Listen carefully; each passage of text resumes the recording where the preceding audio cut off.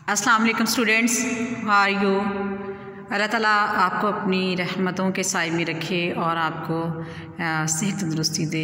जी students, उम्मीद है आप सब खैरियत से होंगे।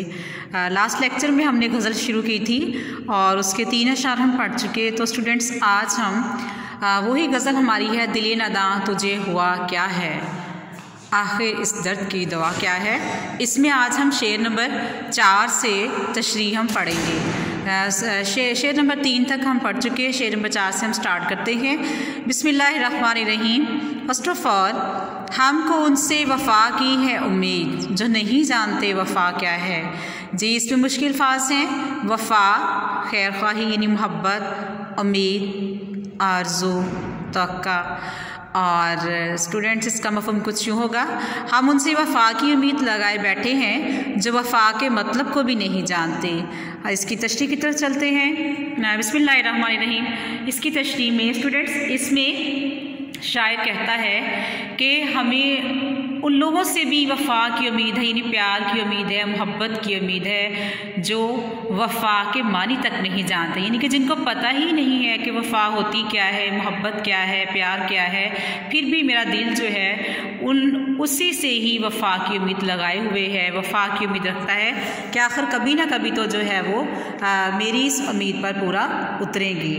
इस शेर में शायर जो है वो महबूब की बेरुखी से तंग है और कहता है कि अपने महबूब की बेवफाई का दुख बयान करते हुए कहता है कि आशिक अपने महबूब के हिजर में बेकरार है। नाला फरियाद करा लेकिन उसकी आहोजारी जो है उसका कोई असर नहीं है उसके महबूब पर, और उसे अपने दुख जो है खुद ही बर्दाश्त करना पड़ते हैं। और अगर आशिकी ये तमन्ना तकलीफ़ महबूब पर असरअंदाज होती तो उम्मीद की जा सकती थी कि किसी वक्त तो महबूब के दिल में रहम आएगा और कभी ना कभी तो उसका महबूब जो है मेहरबान हो जाएगा। लेकिन यहाँ तो हालात ये हैं कि आशिक की सच्ची मोहब्बत भी महबूब पर बेअसर है।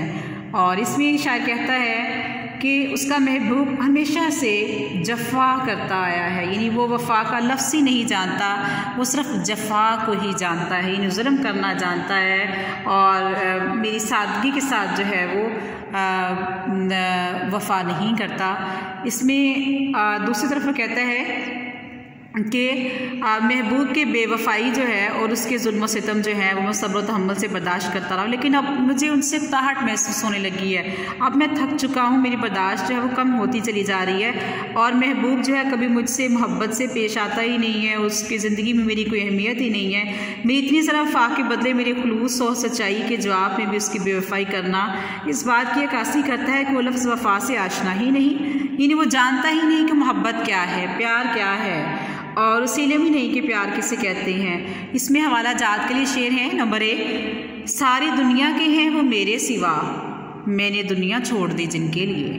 नंबर 2, इसमें ऐड कर लीजिएगा, तुम हमारे किस तरह ना हुए वरना दुनिया में क्या नहीं होता, तुम मेरे पास होते हो गोया जब कोई दूसरा नहीं होता। इसके अलावा स्टूडेंट्स, आप इसमें अपने से भी शेर ऐड कर सकते हैं हवाला जात के लिए, लेकिन और एक दो शेर आपको नोट करवा देती हूँ, आप इसमें ऐड कर लीजिएगा इसकी तशरीह में। गो ज़रा सी बात पर बरसों के याराने गए, लेकिन इतना तो हुआ कुछ लोग पहचाने गए। उम्मीदें आरज़ुएं यूँ खेलती हैं मेरे दिल के साथ, पलट जाती हैं मौजें जिस तरह टकरा के साहिल के साथ।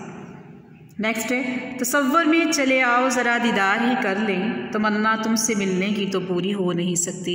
ये शेर आप इसकी तशरीह में ऐड कर सकते हैं और इसकी हेल्प से आप तशरीह लिख सकते हैं। अगले शेर की तरफ चलते हैं। शेर नंबर 5 है हमारा, हाँ भला कर तेरा भला होगा और दरवेश की सदा क्या है। इसमें मुश्किल फाज हैं। भला करना, खैर ख्वाही करना, नेकी करना, सदा, आवाज़, दरवेश यानी फ़कीर। मफ़हूम, हम फ़कीरों की आवाज़ सिर्फ ये है कि तू हम पर निगाह करम करेगा तो खुदा तुझ पर भी मेहरबान होगा। स्टूडेंट, इस शेर में शायर कहते हैं कि इंसान पूरी दुनिया में इसलिए भेजा गया है कि दूसरों के काम आए, दूसरों के दुख दर्द में काम आए, उनकी मुश्किलें आसान करे। जब कोई इंसान किसी का भला करता है, उसकी परेशानी दूर करता है तो उसके साथ भी भला ही होता है। इसमें वो खुद को एक जो है दरवेश समझता है, एक दरवेश शो कर रहा है, एक फ़कीर शो कर रहा है कि मैं तो एक फ़कीर हूँ। जैसे फ़कीर का काम आवाज़ लगाना होता है, यानी भला कर भला तेरा भला हो, इस तरह से। तो कहता है कि मैं भी सिर्फ यही अपने महबूब से कहता हूँ कि मेरा भला करो तेरा भी भला होगा, यानी यानी अगर तू मेरा ख्याल रखेगा तो अल्लाह ताला भी तो उस पर मेहरबान रहेगा। यानी कि जैसा हम करेंगे वैसा हमारे साथ होता है। जैसा वो एक शेर है ना कि जिसका मिसरा है कि खुदा मेहरबान होगा अर्शें भरी पर, इस तरह से है। स्टूडेंट्स, इसमें कुछ हवाला जात के लिए आपको शेर लिखवा देती हूँ। 100 वर्ष की ज़िंदगी में एक पल, तू अगर करे कोई अच्छा अमल, तो उसको दुनिया में मिलेगा इसका फल, आज जो कुछ बोएगा काटेगा कल। इस तरह से आप इसकी तशरीह को मज़ीद जो है आप इसको कर सकते हैं। और असल में जो है शायर यही कहते हैं कि अगर हम वो करो मेहरबानी तुम अहले ज़मीं पर, खुदा मेहरबान होगा अर्शें बरी पर। ये शेर है। दूसरा है इरशाद नबी सल्लल्लाहु अलैहि वसल्लम है, तुम में से अच्छा मुसलमान वो है जिसके हाथ और ज़ुबान से दूसरे इंसान महफूज रहें। तो स्टूडेंट्स, इसमें एक और शेर ऐड करिएगा, फ़कीराना आए सदा कर चले, मियाँ खुश रहो हम दुआ कर चले। और फिर आप इसमें मज़ीद हदीस नबवी ऐड कर सकते हैं, तुम में से बेहतरीन वो है जिसका अखलाक सबसे अच्छा है। और अगर हम इस ज़मीन पर किसी के काम आते हैं, किसी का भला करते हैं, तो हमारे साथ भी भला होता है। नेक्स्ट चलते हैं शेर नंबर 6 की तरफ। शेर नंबर 6 में है, जान तुम पर निसार करता हूँ मैं नहीं जानता दुआ क्या है। मुश्किल फास है इसमें, जान ज़िंदगी, निसार करना, कुर्बान करना, मफ़हूम मुझे मालूम नहीं कि दुआ क्या होती है, अलबत्ता अपनी कीमती जान तुम पर कुर्बान करता हूँ। इसमें शायद कहता है कि मेरी तो कुछ हैसियत ही ऐसी है कि मैं जो है फ़कीरों की तरह फिरता हूँ और अपने महबूब के पीछे फिरता हूँ। मेरा वो हाल है कि बना के फ़कीरों का हम भेस गालिब, तमाशा अहले करम देखते हैं और रखते हैं जो औरों के लिए प्यार का जज्बा, वो लोग कभी टूट के बिखरा नहीं करते। तो स्टूडेंट्स, इस शेर में शायर कहता है कि मेरे पास कुछ नहीं है, अगरचे मैं एक फ़कीर हूँ, मेरे पास कुछ नहीं है, लेकिन मैं प्यार करने वाला एक दिल रखता हूँ।